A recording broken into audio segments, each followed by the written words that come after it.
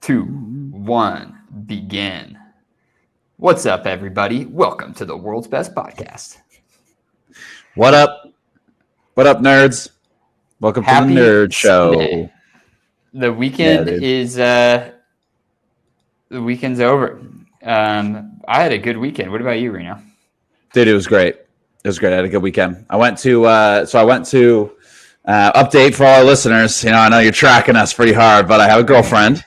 Oh, yeah, I know. So all those ladies that are hitting me up, busting my doors down, DMing me on Instagram, y'all gotta. Sorry, I'm taken. Can't. Oh, dude, can't get me. The DMs, I think they're gonna speed up. They're not gonna slow down. They're gonna be like, "Oh, he's taken. I gotta double down on what I've been doing here." Yeah, exactly, dude. I'll probably my DM hit up will probably double, maybe triple, but it'll still be zero. Yeah, you can't multiply zero into anything. Sorry, I'm double checking the live stream settings. Oh, Facebook's gonna work. Nice. YouTube though, it just doesn't want it. I switched the YouTube that we were on, or sorry, I'm using our actual channel now. Mm-hmm. Facebook, working? We are live, so nice. That's good though. Facebook seems to work way better than YouTube for some reason. Yeah. Like, I don't get it. Like YouTube shit and the Twitch, we got in the Twitch thing. I don't know how any of that works, but we'll get it. We'll figure it out. We're trying to stream to every platform known to man, right. And we're close. We're getting closer. Okay, closer and closer every day. Oh, did I just fix the YouTube one? HTC 6. Yeah, well, we'll see. I think I did fix the YouTube one, maybe. But anyway, yeah, dude. So the girlfriend, and so you're on trip with her this weekend, right? Yep. Yeah. So, dude, it was actually pretty badass. Her friend is a flight attendant on like this like European airline, and she quit her job previous to this to take this like this airline the attendant or whatever job. Because this airline, I was like, it's called like Global 100. Like, it's not, you can't fly it at like a normal airport. But she goes like all over the world, like Spain, Italy, Greece, Hawaii, and and sometimes she stays there for 12 hours. Sometimes it's like 3 days, and it's all part of her work. So she just travels everywhere, and so crazy. Yeah, dude. And she met her boyfriend. She has a boyfriend who literally at the same work, like at her job, and so they literally just travel together, and often they're on the same like flight and stuff, and so. So they get that, like, are they allowed to like choose the same flights so they're together? They like are flexible enough for that? Yeah, I think they fuck in the middle aisle too. Like they can just bang it out in front of everyone. But it's probably easy. Like there's so many people not on the plane sometimes. Right. They probably take like, hey, everybody, aisle 6, seat D. Don't go in there. Like, of people to be vaccinated first, like flight attendants should be big time up there because they're like exposed to everybody that's traveling around the world. It feels like they're a high potential to get the disease. And then it's like, we should maybe like also, as you're prioritizing, who's the highest risk people? I mean, I do that with like nurses, but then even like flight attendants, people that are traveling with people from all over the world. Yeah, that'd be a good one. Yeah, because they're also touching everyone and touching literally every single drink. So like, that would probably be a good one to get vaccinated. They seem the most likely to get it. Dude, I'll tell you this, for the vaccine thing, I listened to, I have this like little update, like flash briefing thing in the morning by Alexa. And they're already saying that there's going to be like a 6 month or like 1 year booster shot. And I was like, I fucking knew it, dude. I was like, it's going to be the new flu shot. And I swear to God, dude, they're going to commercialize the shit out of this. And you know what's gonna be hilarious is like everyone was like losing their mind over COVID, like literally freaking out, and everyone's been like, pull your mask up, oh my God, masks are a muzzle, all this. In 1 year we're gonna be having COVID shots like we have flu shots, and it's gonna be super normal, and then everyone's just gonna it's just gonna be normal. That's gonna be a normal thing. The 5G cell reception, though, is going to be everywhere. Dude, that I'm looking forward to. I'm looking forward to lots of good 5G. Dude, I heard, too, you get the entire U2 album if you get the Pfizer vaccine. Oh, yeah, the U2. That's good. That's a good album. It's better because it's free. Exactly. Dude, did you you survived the shooting today in Austin, I see? Yeah. Yeah. It was active. I was dodging bullets. I was left and right. I actually don't know anything about it. Someone texted me about it, but I didn't know anything about it. So apparently I was like reading about this. Okay, so I found this one article that was pretty good that described it, but basically, so this wasn't like a random act, like this was targeted. Okay. And it was this guy who used to be a police detective, and he got sent to jail, and somebody posted bail, and right after he got posted bail, he went and like murdered. Oh, so he was arrested for like child abuse charges. Okay. So he decided, fuck it, my life's over, and then he just like went on this murder vendetta against like other people, like people that like he hated. Really? What the fuck? Life's over, and then just like went and then like sought revenge on these people. Oh my god! So he knew all the people that he killed, because I saw 3 people were killed. It was targeted. It was not random. What the shit, dude? They were scrambling like SWAT vans, helicopters. It's all North Austin, so I didn't see any of it. Like I was literally not within like 25 miles of it, but that's crazy, dude. That's crazy. Because they like had like an active shooter warning, all that stuff. They were like saying like, "Oh, shelter in place" and stuff. Not to me because I was like pretty south, but interesting. Dude, yeah, I'm reading it right now. I by the way, obviously this goes without saying. I mean, it doesn't because I was laughing, but obviously grief for the victims always. Yeah, but but this was not like this was different. This is a different narrative than the troubled kid who like wants to get back to society. Like this one seemed a little like this guy was fucked up in the head, and this was targeted. Yeah, right. He's a police detective too, so like there's no way. Like, dude, those are ones that's like, how do you even stop it? You know what I'm saying? Like those are ones where like I don't even know what you could do. Just even because you can allow him to post bail. Yeah, I don't know. Like you can't. Like I don't know what you do to address that. You know what I mean? Like that just seems like, dude. Also, here's my question, dude. Do you think stuff like this existed in like ancient Roman times? And they'd be like, serial stabber on the loose, you know, active stabber, you know, and they'd be like, I wonder if this has always been a problem in like big metro cities. Like, it's like, I mean, I think there's always been serial killers, right? Right. I feel like murdering was more tolerated like 1,000 years ago. Probably. I mean, probably there was a higher probability that if you grew to adulthood that you would have killed somebody by the time, you know? Yeah, dude.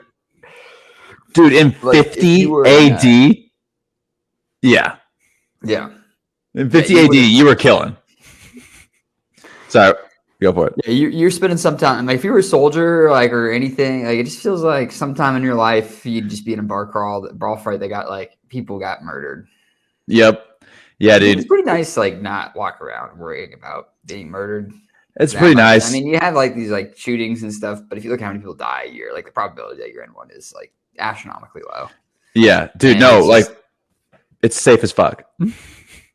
Like no, it's so low. Well, dude, like.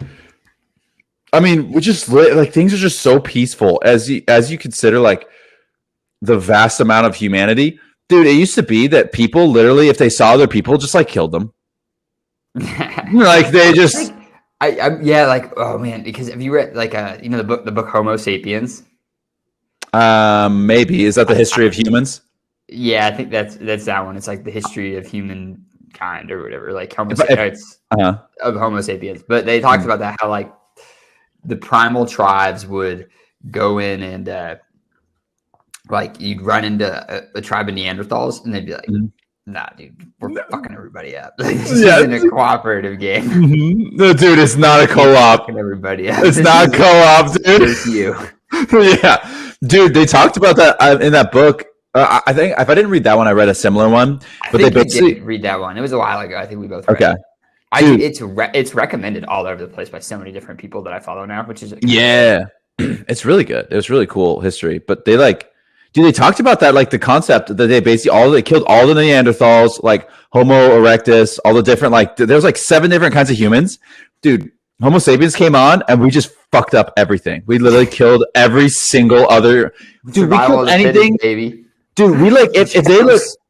Dude, also chimps also do this in the wild too. Like we were like, oh, humans, God, they're so awful. I'm saying we're the champs. Oh, the champs, yeah. We're the champs. We everybody out. We deserve to be here, right? That's how it works. That's how it works, dude. Literally, they were like in the book. They basically said, if you, for some reason, like part of our brain is we saw Neanderthals and we said, oh, well, they're not different enough to stay alive. Like they fit in this weird category where like they were similar enough that it was concerning, but not different enough that we were like okay with them living. Like we didn't kill all the monkeys, but in the end, in the end, we just said fuck it. No, we said no, we're killing them. Also, it was because like we just chose similar spots to settle. Like maybe we would have killed all the monkeys, but the monkeys just like the trees more than we did, so we just no issue with the monkeys. Yeah. I mean, that's ultimately where all competition comes from, like, right, of property and of like ownership of things. It's just from scarcity, like. I drove here from Oregon to Texas, and there's a lot of space that is just kind of there. Mm-hmm. Yep. We're not. It doesn't feel like we're running out of space. No.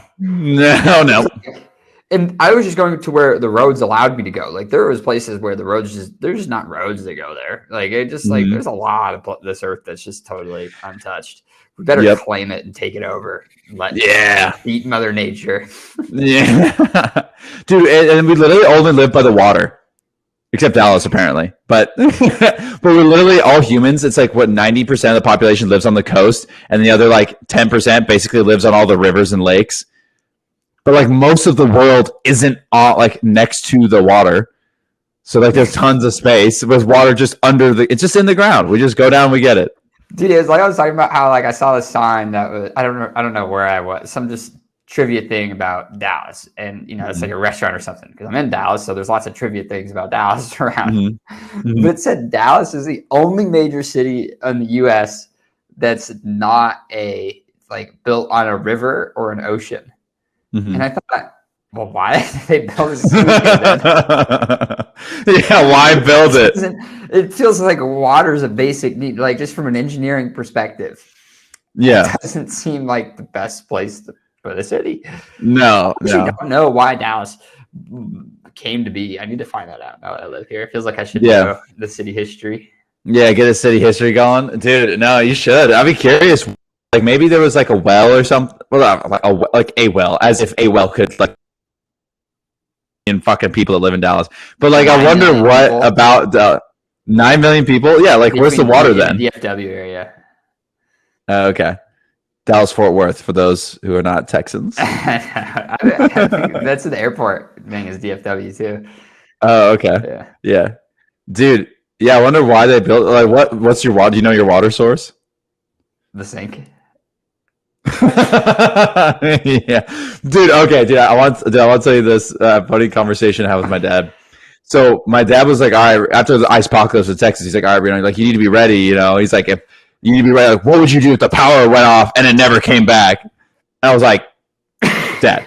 I was like, "Yeah, man, I've been pretty fucked." But like, here's the thing. Like our power and internet is not just like hanging on a fucking limb here, It's not just like, oh God, I hope the power works today, Like if all the power went off and it never came back, there's a lot more problems happening if that's the problem, dude. Like, I don't need to be ready. I don't need to be ready to generate my own power. And also, if I was doing that, would I have like reserves of oil? Would I learn how to mine ore out of the ground? Because I should probably do that. What if all the iron mines all explode? Would I be able to get more iron? It's like, this never ends. It's also like when you look at those things, it's like if we run out of power for an extended duration, it's like there's just bigger problems. It just doesn't feel like that. Somehow I'm just going to have the solution. Like, I don't know. We'll figure that out if that comes up. It just seems like a lot of effort to prep for that when it's so unlikely. And it's kind of so once it occurs. If that happens, I'll figure it out. I don't know. Yeah, yeah, exactly. It's just we'll figure it out. Well, yeah, you're just gonna have to figure because there's gonna be other crazy things happening. Like it could be active war. It's like okay, well, there's gonna be. It feels like if the power goes out permanently, that feels like the smallest of the problems that would also have to coexist with that. Right. Yeah. Exactly. And then it's also like, well, if that's the case, my 2 cases of water are not going to be enough. I'm going to need to have a map of water in the United States, and then go to where I think will be the least popular water source, so that I don't run into more people. Just go to the ocean, just boil that shit. I guess get a fire. I mean, fire you can figure. I do. Oh well, don't worry. That's the one thing I'm prepared to do. Is I have I have 16 fucking magnesium sticks. I learned that during the ice apocalypse. I have 7 ways to make fire, but nothing to shit in. Yeah. You didn't really need fire. You probably didn't need fire. Dude, I didn't even have a shovel. Yeah. No, dude. Dude, my apartment right now. So I'd spent literally all weekend. Saturday, I think I woke up at 7 or 8, and I go to IKEA. And have you been to IKEA? I haven't been in a long time. Dude, I recently went there. Actually, I was looking for something or whatever. But first off, fucking geniuses whoever made IKEA. And I used to think everything was shitty from IKEA, and then I realized that people were just buying the shitty things at IKEA. There's some nice furniture there. And, you just have to assemble it yourself. And right. So, dude, fucking had to literally go all the way through IKEA. I got like a bed. I got an office chair. I got like 6 lamps because there's no like overhead lights in my room, so I need a bunch of lamps. Yep. It took me 2 trips through IKEA on Saturday to like just load up my car because I just couldn't like push enough. Like I just couldn't put it all on one cart. So I was like, okay, I just have to do 2 carts. So I had to like literally go through IKEA twice, and it's just like. And so for those of you who haven't been to IKEA, which it feels like everybody has, but maybe you haven't because I hadn't been until recently. And so you basically go through and you walk for like what feels like 4 miles. I mean, I know it's not that far, but it feels like it. And it just is all display shit. Everything's like just all these like setup displays. Everything's out there, and every single piece of furniture you see, like all the lights and everything, has like a tag and a number on it.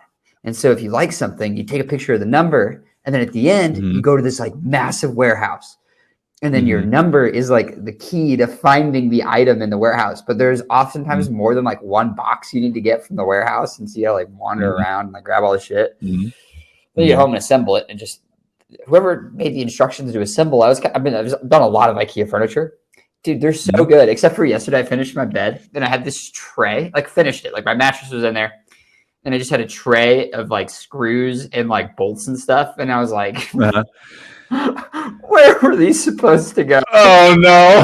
That was done. And I'm just kind of like looking at the tray. I go, I counted that they get the exact right amount of things. And none of this is on there. But the bed seems to be working. I threw it away. I just said, fuck it. I'm not going to invest. Like, I don't know. I mean, what am I going to do? It's going to fall. I'm on a mattress. I'm just going to fall on the mattress. So it's not like right. Dude, no, that's like a comical moment. Like you know what I'm saying? That'd be like in a sitcom. Oh, yep, did it right. Don't know what these are for. And then you sit on it and then it falls apart in like 4 ways. Exactly. Dude, there was so much. Yeah. And then these lamps I got, actually, I'll say that it's hard to describe those, but I got these lamps, and it kind of tripped me out because I got 2 matching lamps for like the sides of my bed. Then I got this bigger lamp that was I was like, oh, it kind of looks like the same color. It's the exact same lamp, like proportionally and everything, just like 4 times as big. Really? Like it's just identical, and like it's so funny. And I'm like, okay, these were supposed to be the 3 lamps in my room. I'm like, this looks so stupid that I have 3 like gold matching lamps that are identical in just different sizes. I'm like, this is weird. Dude, it literally looks like someone clicked and dragged, like scaled. Like, like they scaled it. Went, a little bigger. And I was like, oh my God. Like the shape of the lampshade is the exact same. And like, it's just like, it's fucking. Yeah. Dude, you know what's not easy that I'm sure you discovered this now. I think we talked about it, but you know it's not easy? Interior design. Dude, Like, yeah. how do you collect a whole bunch of shit and then make it look like they go like, oh, it should look like your story? And then I go like, matches. what? Yeah, and then it matches. Story. You should really Yeah. show who you are through the design of your home. Yeah, they're like, well, as you can see, it's place to sit. That's dude. Okay, I'm a person that likes to sit sometimes. yeah. I like to look at things that are on a wall, and I like to sit. I don't have anything on my wall really yet, but there will be. Yeah, dude. Dude, you should put a big poster of the Olympic Games from 1995. There was no Olympic Games in 1995. Oh yeah, 96. It's there we go. Before.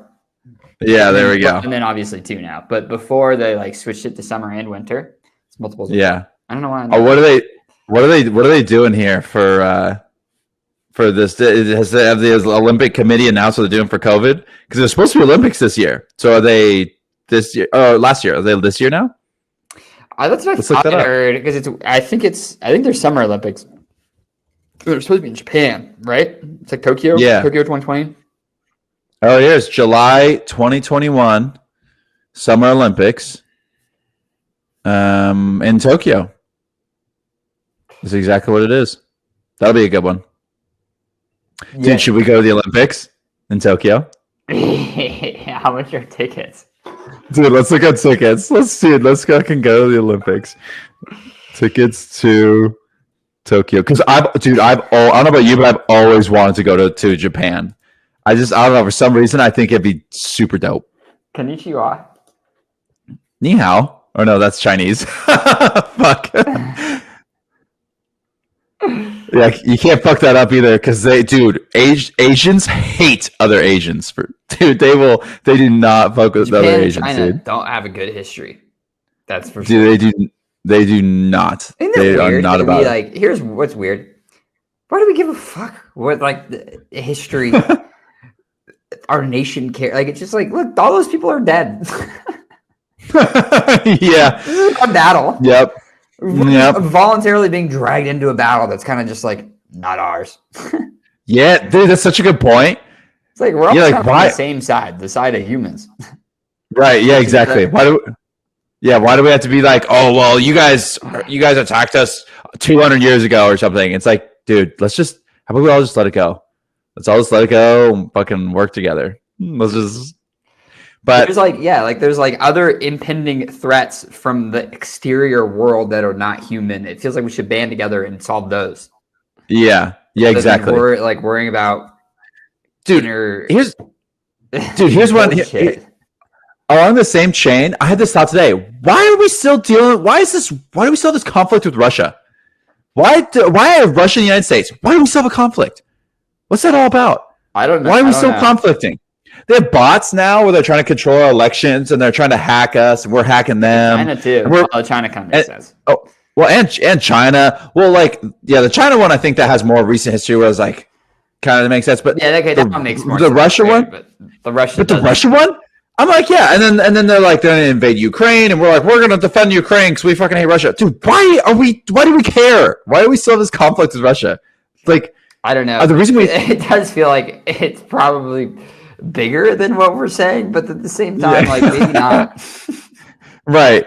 Well, because here's my question: is it a problem of like continued combat, like in the sense of like it's like well they keep hacking us, so then we hack them, and then we send in spies to fuck with them, and then they send in spies to us, and we just kind of just been doing that for like 100 years.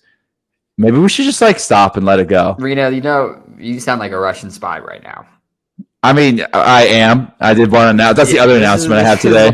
This seems like something a Russian spy would say.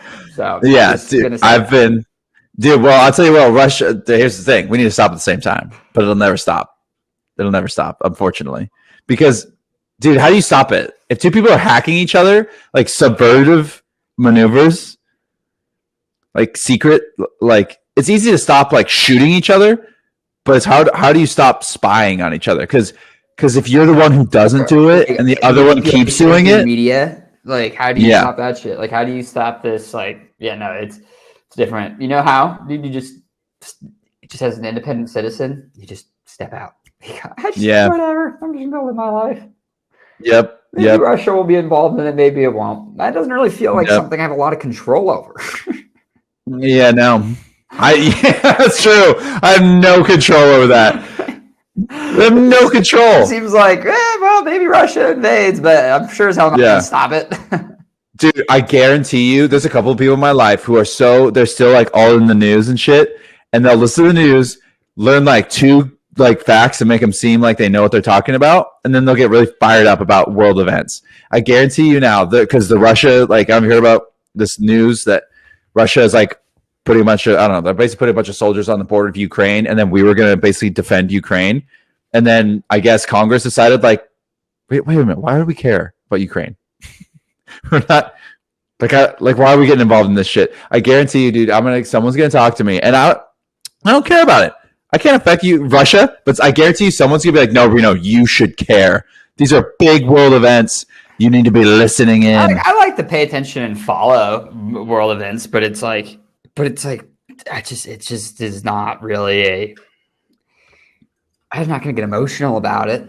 I mean, I might like, just so I kind of like can participate, and I like to know history and it interests me. And, you know, it's going to like all this stuff is going to be history one day. Although a lot of it is like, it's just like most news, the first time you hear about something, it's just completely fake. It's just completely just whatever the actual story ends up being 3 months later, the first version you hear is like maybe 10% accurate. Nope. Yeah, it's not. It's nothing accurate. Misleading. Here's one the other day. There's this video. I don't know if you saw this, but this dude, like this bobcat comes and like attacks his wife, like jumps on her back, and she's got the baby on his arms, and this dude, like without hesitating, like fucking rips the bobcat off of the woman, holds it in the air, and throws the bobcat. And then the guy's like strapped, so he pulls out his gun too. What? Dude, yeah. And so the headline's like, Bobcat does it. So you watch the video again. Just a big house cat. It's just a regular cat. It's just not a bobcat. Just fake news. No way. Just like fake news. You watch it and it looks like, you go, oh, it's a bobcat. And then you watch it again and you go, that's just a regular cat. That's just a house cat. Oh, I mean, my God. You got to give the guy credit for like, you know, just stepping up. He was on it. Danger. And, but it was just a regular cat. God damn it. Dude, news is entertainment in the biggest sense. It's literally just it's misleading so that you will get fired up about it. All of it, dude, because inherently news is going to trend towards like entertainment, because that's what it is. Like inherently it's going to trend towards like being falsified, because that's how you get more people to tune in. So I think the life cycle of any news source is probably like this: information, and then they go, oh shit, we don't have enough listeners. Misleading, we need more listeners. Totally fake as shit.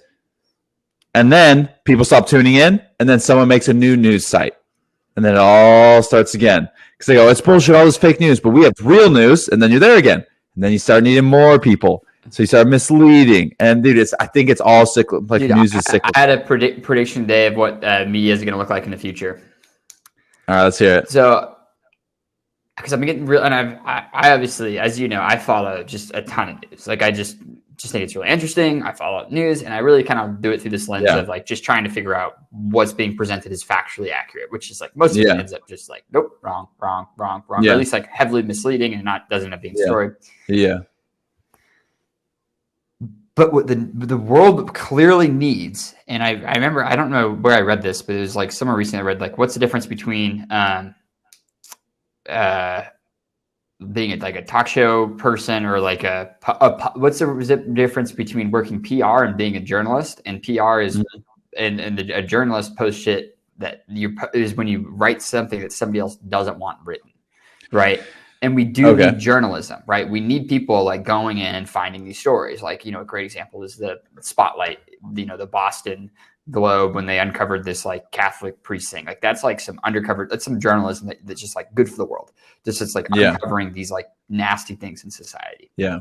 So, but that's clearly not what these big organizations are doing. And they're sort of just using these persuasion tactics to like move like there's like clear agendas that they're trying to follow and like lead the people with. And then so they're just like forming all the news around these agendas rather than just trying to uncover truth, which is way different. I think the future is that these larger corporations are going to essentially dissolve.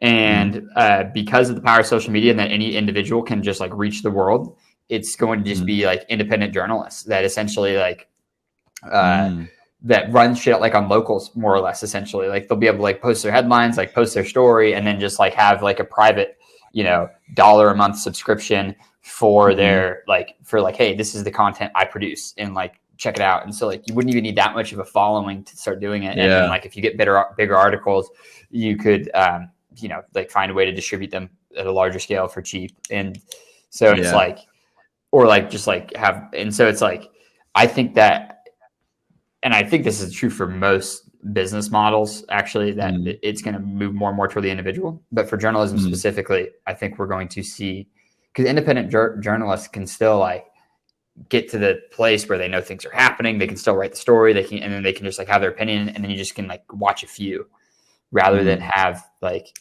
rather being from a narrative, like from narrative from some corporation that's trying to match all these stories. It's just like some guy that just is trying to figure out what's happening. And that's really the heart of what I think journalism is in the past, because that's what you hear stories of, is journalists like going to war and stuff just to like try to get a good photo and all this stuff. And so that's kind of it seems like more what the heart of what journalism is to me. Yeah, this is discovering the truth and then bringing that to the people. Like an independent like part of it, where you go, hey, look, this is the story I uncovered. And, maybe sometimes you're on a team, or like you run like a team of journalists and you're a group that works together, but it's not the same as like a CNN or a Fox News or a New York Post or something, or a fucking MSNBC that's like clearly trying to establish a narrative like through their articles. Although, I think New York Post is the best of those four, just because it has the most ridiculous articles, but it doesn't really seem to be following a narrative. It's just ridiculous for the sake of ridiculous.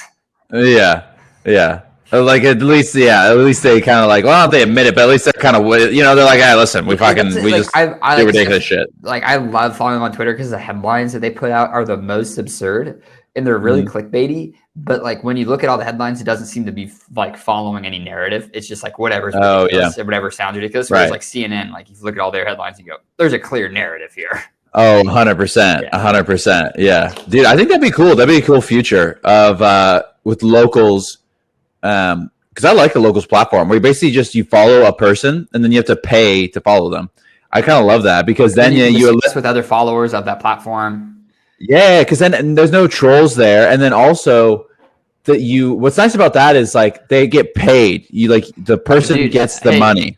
Thanks, Michael, for posting that. My buddy Michael Anderson just sent a link to it's called creators.newsbreak, and it's exactly what we're talking about. It's it's like locals but for news. Thanks for sending that, Michael. Creator.newsbreak. What's this? Oh wow, it already exists. That's awesome. It's just exactly what we're talking about. That's great. 45 million active users. That's a lot. Number 1 in news on Google Play. Number 2 in news in the App Store. 1.5 billion page views per month. Oh, damn, this is big. There's like a lot of people. Be authentic and accurate. Provide unique perspective. Engage with your audience. Dude, this is literally exactly what we're describing. Michael, dude, you were on it, man. Earn money for your work. Connect to your community. Learn data and insights. Publish meaningful content. Dude, this is it could be pretty cool. Interesting. Dude, it's somebody else. I see. This is why it's how you know it's a good idea. It's when multiple people converge on the same thing. Mm-hmm. I don't think and I definitely think this is. I actually don't know where that entered my brain from, but this is great. Interesting. Writer, video creator. Interesting. Okay. Oh, that's pretty neat idea. Here's one. Like I saw something that was it was comparing like how much people make and like how much journalists make, and they just they don't like senior editors and stuff make like 120K a year.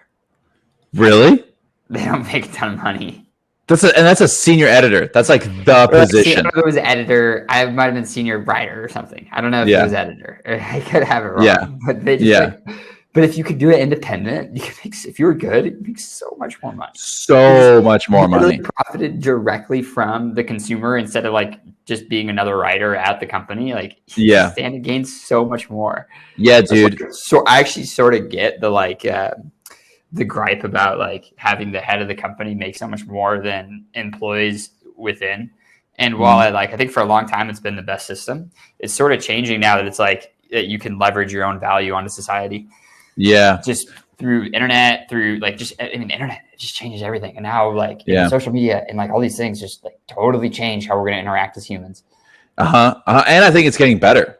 I think social media is actually getting better, which is with locals and that, which is nice because, dude, I mean, I was concerned, like everyone's concerned. I think we talked about it, but like social media is just like, it has so many unexpectedly bad things to it. But I'm noticing there are certain social media's applications that are getting better, driven by the need people have for like non-garbage, basically, where they want to be in a community that's legit. Mm-hmm.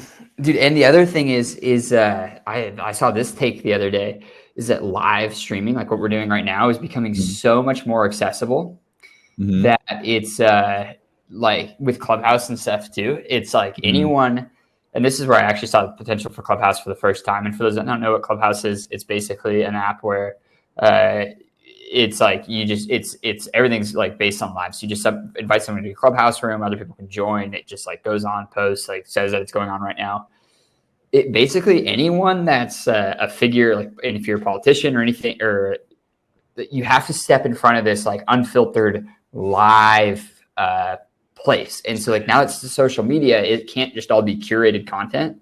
You have to like go out and just like base the music. It's sort of a major equalizer.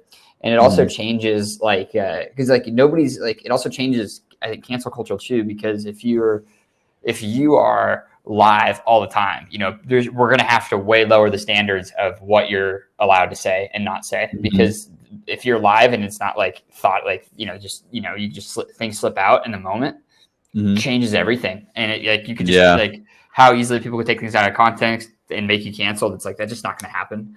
It's just going to, you're going to have a way different standard for people that are like doing things live compared to posting them. And I think as a result, we'll also relax more on what people are posting publicly. Like, when Kevin Hart got kicked out of the Oscars for tweets like 4 years prior.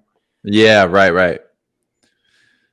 Clubhouse could be the next platform. We should get a Clubhouse room going. Reno. Dude, we got to be ahead of the curve there. Yeah, dude, there we go. Get on. We could be the first big Clubhousers. Dude, here's what I want to do with the writing we've been doing is NFTs. Do you know what those are?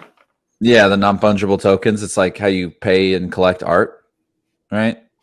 Yeah, but they're it's blockchain change technology, but it just allows private ownership of digital media. So like you can like Scott Adams is doing it with some of his like Dilbert cartoons, and the first one went for like $8,000. I think I was actually like, fuck, dude, that's actually probably way cheaper. So literally this piece of digital media, somehow the way it works or something, it's like other people can't like recreate it or redistribute it. Like you literally the same way you own like a Bitcoin, you own this piece of art. That's pretty cool because because you can't do that currently with digital. Yeah, digital art. So it makes it so it's like, so it's kind of novel, like, because even though it is infinitely reproducible, it's like, no, I have like the original. So like there could be duplicates, but it's like, no, like he's told me like the original, like via blockchain, like the first one, like the first file created. Yeah, it's I don't fully get it, but it's it feels like I'm just all in on any new blockchain technology. Yeah, right. Yeah, I just love it. So yeah. Like, because the NFTs take off and we start making a few, it'll be like, oh, like they just think we throw them, like we just keep them. It's like, oh, we just make our own NFTs. Like, oh, look at this. These are the first like 1% of NFTs made. Like that's just like novel in itself. It's just, like, right. Because people like want the novel NFT. Right. Yeah. Exactly. They want. This is the original, or like this is the first one that Jack Reno made. It could be cool. I mean, dude, I used to hate on these new currencies or like, oh, this thing people, dude, whatever the value is and whether there's money to be made, bring it on, baby. If people are willing to pay money, dude, that's what Scott Adams probably doing with the Dilbert cartoons. Like whether or not he thought they were stupid or not, he was probably like, dude, opportunity to make lots of money. All right, bring it on. Here we go. Oh, he's a fan. He's a huge fan of blockchain. Yeah. Dude, I mean, bring it on. Wherever people want to spend their money, it's like, yeah, sure.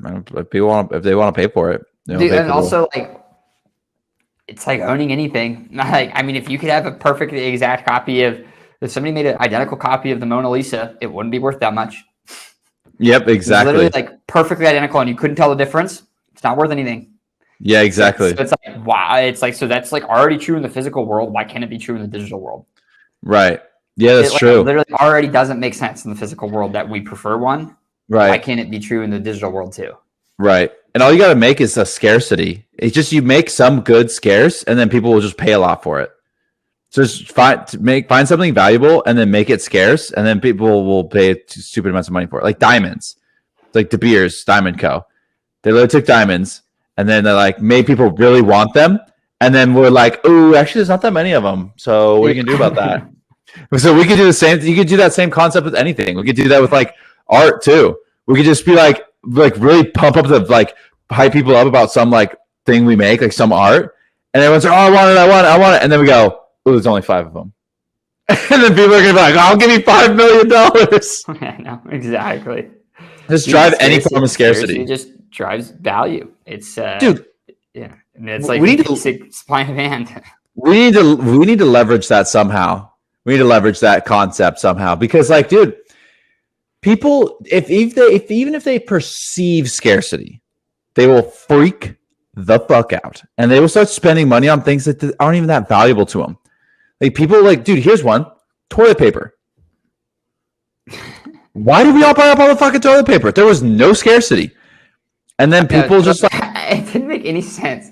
And then we weren't running out of toilet paper. Like nothing happened to the toilet paper supply chain.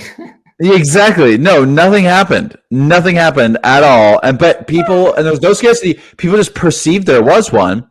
And so honestly, I mean, there are laws against like price gouging. So stores couldn't be like, oh, it's $20 for a freaking thing of toilet paper. But the people would have paid it. I think they should. Nah, you don't want that, dude. You don't want that. And I'll tell you exactly why. Because dude, I'll let's debate this because I always, for most cases, I'm a fan of price gouging, and I'll tell you why. Really? Let's hear. Yeah. Okay. This is you don't want that. Yeah. Go ahead.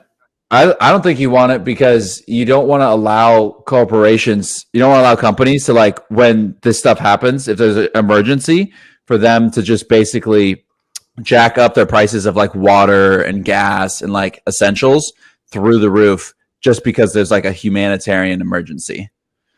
Like that would just be really fucked up. Here's the counter argument to that. Is that if so say like you have a say you have a hurricane, and this is, and I don't know if this would necessarily work in practice, but it's to me it's really compelling. So if you have if you're like running out of gas, like, and so like say you're in Houston and there's a hurricane and like everyone's getting gas and you're like running out of gas. Mm-hmm. So if you price gouge it and start charging people $15 a gallon, well, every single company that sells gas in the area is going to ship all their gas in ASAP to get in on this action where gas is $15 a gallon. So like you won't have to like do any emergency things to get the like other people to start supplying the gas because every other surrounding area is going to be like, fuck, we want in on this action where we can make a ton of money. And so like while it's never good to be like, oh, somebody profited off of disaster, the incentive structure still lies that if like people are more likely to help if they can make money. And it's like, well, if we just need help in an emergency situation, then it seems like having a financial incentive is good. And then what you could do is like, and they could just like set the price point correctly. And then like later, you know, if you kept your receipt, you have like a government buyback program, like, okay, the government will subsidize this. But like in the shortest term, it just made sense for these companies to make a lot of money because now there's no shortage because the price is correct. Like, fuck, it's worth all of our money and time to get it down there because we're going to make some money. Yeah. Right. And so that's the other argument side of it. But you don't like, cause like it just sounds like the first thought is, oh, just it's not fair if like you hold the keys to power to just Right. be able to twist somebody's balls, basically. You're Which right. is also not true. And so that's like, you do have to watch out for that. Like, so I don't know if what I said would work. And it does seem like you don't like, it does seem like you do want I think somebody it's to all about twist their balls, but I think it's all about timeline. I think the solution, like to price gouge or not to price gouge, I think it's all about the timeline. Because so say the problem was going to be over in 3 days, no price gouging. Fuck that. Because the supply chain can't keep up, and no one, even if they're incentivized to like, oh, we got to get in on this action, all the water bottles, and then it solves the problem because there's more supply. They just like fucking shitload of supply. That would be good in the sense if this was going to be like a month-long disaster, then that would be beneficial, because then the supply chain, they would like really figure out, like say Texas was iced over for like a month. do you mean like how the toilet paper was out for 6 months? Is that for 6 months? Oh, I don't know. I mean, everywhere I went, there was for like 6 months. There was like, it was the hardest thing ever to find toilet paper. Oh, I don't know. I'm not talking about that. I'm talking about an actual emergency price gouging. But like, so do you think they could have done it for the toilet? Because I thought we were talking about the toilet paper too. Because I was like, oh, fuck it, dude, fucking price gouge the shit out of toilet paper. If it's in the long term, well, that's kind of the point I'm getting at here. I think is that like it's about timeline. So like it's if it's a 1 week ice apocalypse emergency in Texas, no price gouging, because the supply chain can't. It wouldn't matter. Like it wouldn't matter if gas was $15 a gallon. The supply chain couldn't get in that short amount of time. It couldn't get more gas in there. So it's not solving the problem. It's just allowing people to like take advantage of other people. But I see your point with like, if you make it economically advantageous, that could drive innovation in the supply chain. So like if it was gonna be 2 month ice apocalypse in Texas, then you could allow price gouging after like 2 weeks, because that would mean you would drive like a ton of companies would start innovating their supply chain to figure out how do we get gas and water and all this shit into an icy place. Like I think the solution, exists in the timeline. Like you want maybe long term. Yeah, I think that's a really good point. Yeah, no, for the longer term, for the shorter term, it's like nothing's really going to be solved. But if you know it's going to be 2 or 3 months, it's like fucking up the price or subsidize it. I mean, it feels like if we're going to have the government doing shit, like what other things to subsidize other than like supply chain and emergency? Yeah, right. Like yeah, 100%. Thing. Yeah, absolutely. Yeah, like absolutely. That's the only corn. We don't need to subsidize. What we don't need to subsidize more is corn. No, no. People are literally making corn at a loss, and then the government, they make their money, dude, with corn. And we don't need to get on this tangent, but it is kind of funny. With corn, literally, the farmers don't make money when they sell the corn. They make money when they get their government like rebate from growing the corn. They sell this corn. It's stupid, but no, I agree. That's what it should be for. The subsidy should be for. I also think I also wonder if we're going to see a huge innovation in understanding of economics, because for the longest time I was operating under the assumption that, like the government can't just keep printing more money, and like so every decision the government, like federal government, I'm gonna stick to federal because that's the one everyone knows about. Like no one even really pays attention to their state or local that much, but like the federal one's always in the news. The federal one, it seemed to me like, okay, there's all these good things to put our money into, and how do we choose which ones to do? Because we can't do all of them, because then if we put money into all these things, there'll be inflation, and we don't want that.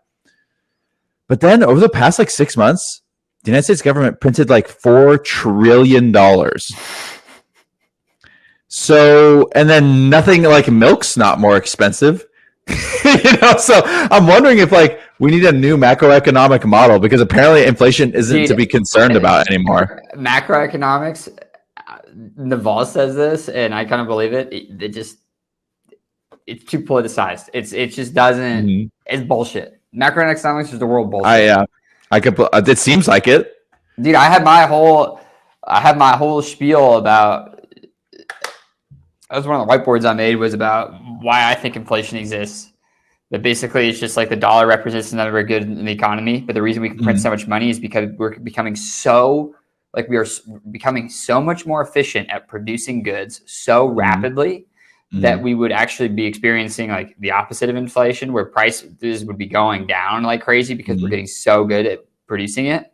But we're just printing money at an equal rate to like keep it stagnant.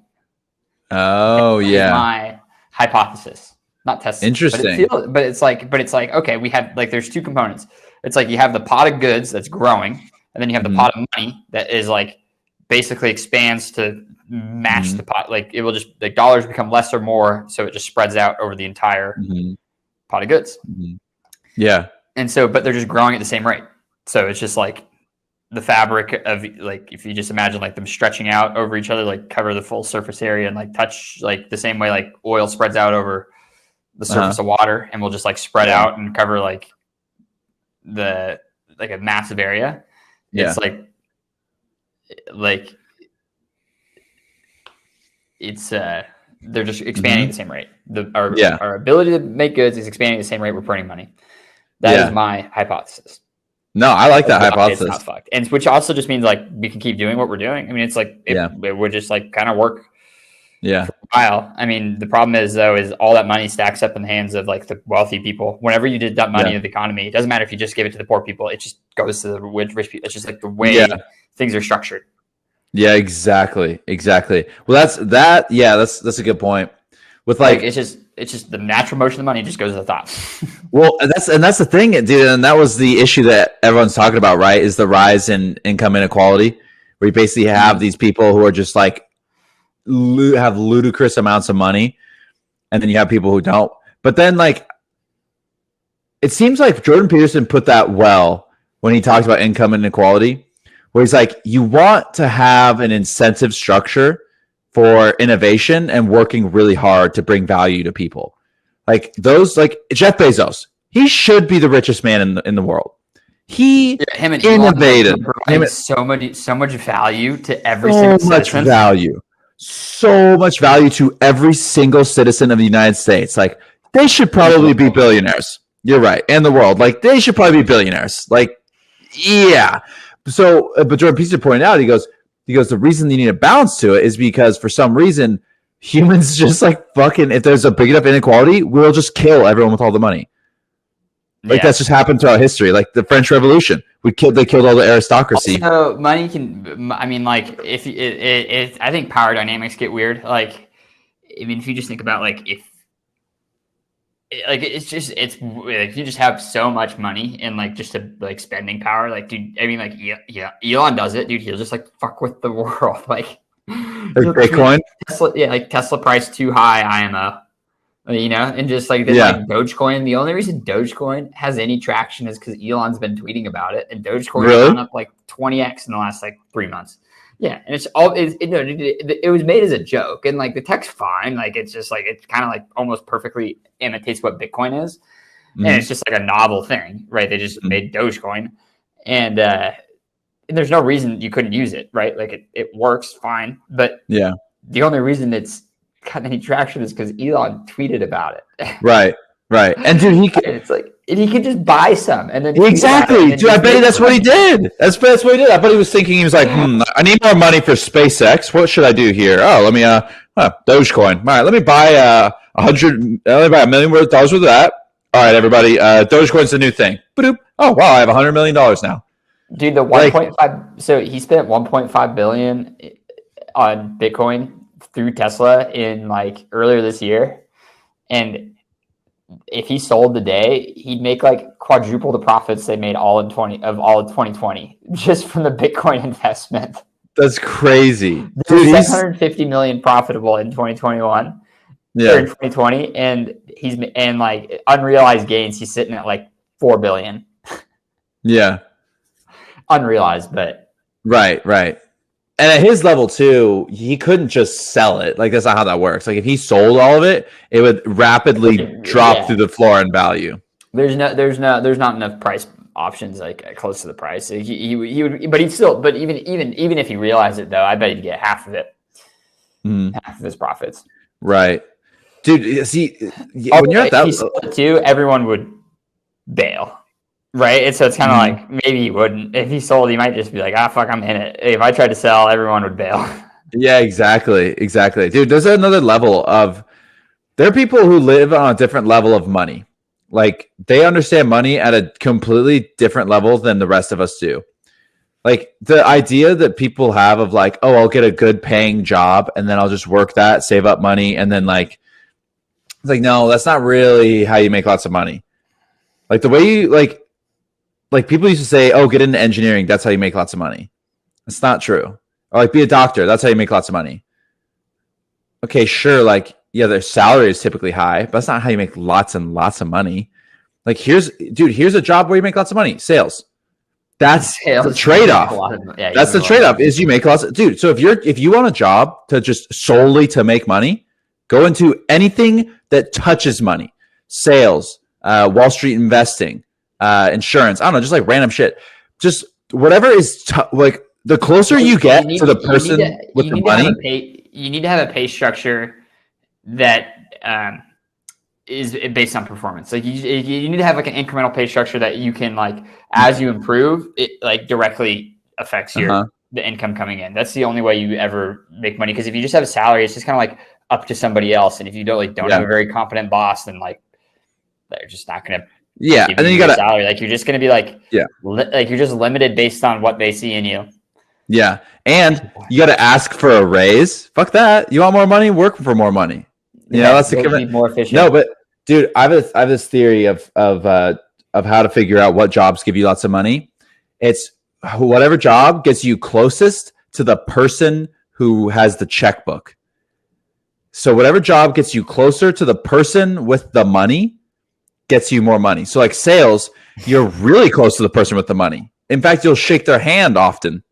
And then if you're an investor, maybe a Wall Street investor, you're meeting the person who has their money. And they're literally giving you their money to do something. And then once you have money, you can just make it work for you. Exactly. Dude, I'm also convinced the way you get real rich is it's like basically you have to make a lot of money and then you get into the secondary level where you just skyrocket through the fucking roof of money. It's like basically you just get to the hedge fund. I totally bet there's an inflection point that's just like, dude. And I think one of the inflection points is hedge funds, because I think we saw it with this GameStop thing. So we saw that people invented a whole bunch of value, made shitloads of money on GameStop, literally because they just got together and then just like pumped up the price kind of artificially and then sold, and like people made money. And then everyone's like, oh, dude, hedge funds have been doing that for years. Dude, that's how you make lots of money, is the hedge funds, because they get together and they run our value of stocks. They understand how to invent money and value. Mm-hmm. They literally invent money. So once you make enough money to like throw your lot in with a hedge fund manager, your money will skyrocket through the roof because you're playing a different game than everyone else. Everyone else is like transactional with their money, and they're like, I will do something and then I'll get money in return. Dude, hedge funds, besides the government, they're the only other entity that's printing money. Yeah, basically. You know? So like, that's how you do it. Just make enough money to where you get in on a hedge fund and then just toss all your fucking money in there, and then you'll have hundreds of millions of dollars and it'll never go away. Just throw your money into 2 or 3 different hedge funds, and then it'll just like, and then you can get insurance for it. Yeah, hedge your bet. Yeah, hedge your bet. And then you get insurance for your hundreds of millions of dollars with the fucking hedge fund. It's like, I'm telling, dude, once you get on that level, you are running the world. You have to really fuck up to like leave. Exactly. And then, then you have people can fuck it up, but you have generational wealth that way. People are rich forever. I don't know if I'd give my kids money. Yeah, dude. I don't know if it's better. I don't know. I guess I'll get rich and decide though. I would like to at least be in the position to make that choice. Right. Oh, 100%. I mean that. Hey, dude. It is getting rather late, and I'm at my bedtime. Boom. But let's cut it. Good episode. Thanks for tuning in. Looks like we got a couple people still on the Facebook feed. Thanks for tuning in, everybody. Hope y'all have a good night. And you can say that now, y'all. Yeah, dude, you're in. And thanks for tuning in. Check out our locals page. It's with Jack and Reno. Is that right, Reno? Yep. With Jack and Reno. We got locals. Yeah, all the money, just 100% goes back to the podcast. There's not really anywhere else it's going to go. So. Yep. And we do have content on there. So we make millions of dollars, and then in which case we'll take some. But right now, exactly. Until that point, all reinvested. Yep, 100%. And there's content. There's 3 little articles on there. 3 Good. blurbs. And there'll be So more. I'll see if I can do a couple this week. Heck yeah. All right. All right. Bye, everybody. Bye, everybody.